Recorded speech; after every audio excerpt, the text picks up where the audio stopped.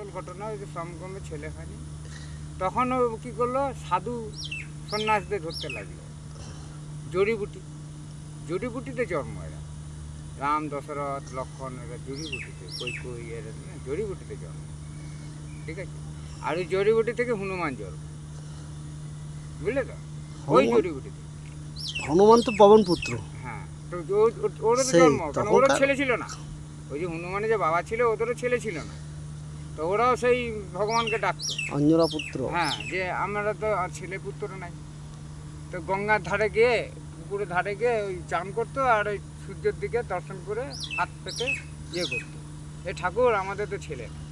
আর দশরথের কই এ রাজা তো ওই ঋষিমুনি দেওয়াতে সবাই ভাগ করে খেতে বলেছিল, তা মেয়েদের তো লোভ আছে, হিংসা আছে, তো দেয়নি।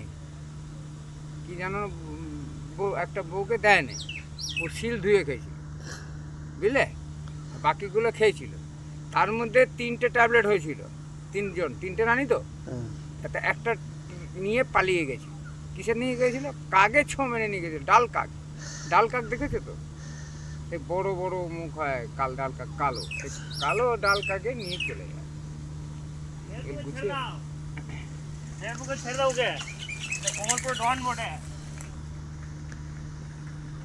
চুরি করছিলি, ধরা পড়লে ও বড় বড় কথা।